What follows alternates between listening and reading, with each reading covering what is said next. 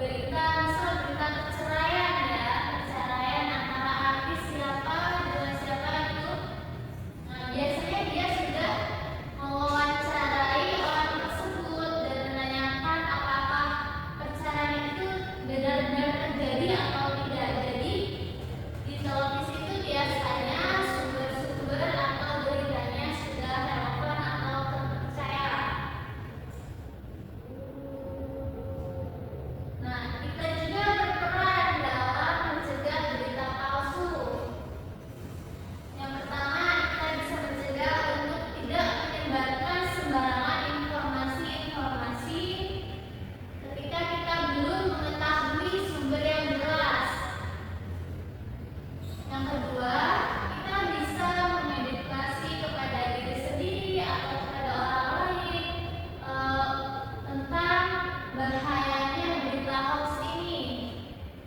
Terus yang ketiga, dukung media-media yang kredibel seperti tadi berita dari televisi atau dari majalah-majalah yang terpercaya.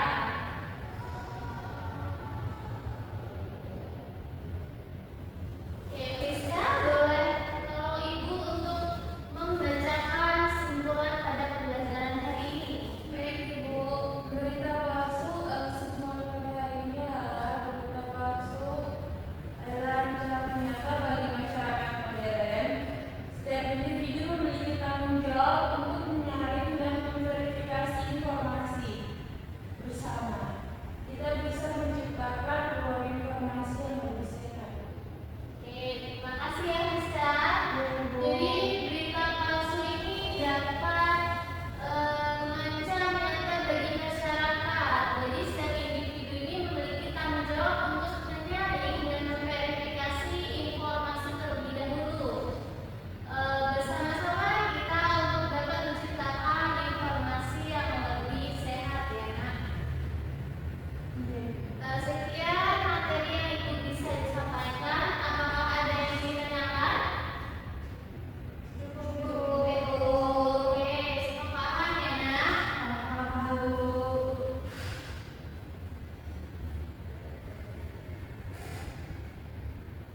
Di sini Ibu akan memberikan kalian tugas secara individu.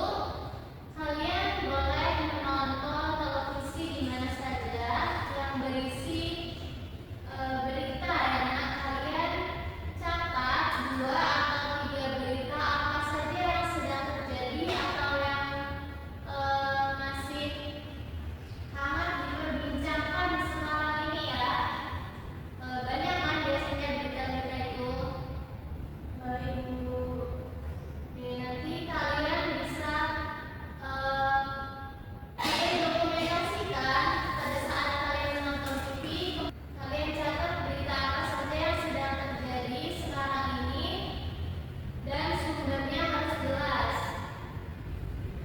Baik Bu. Oke, ada yang ingin ditanyakan kembali? Tidak.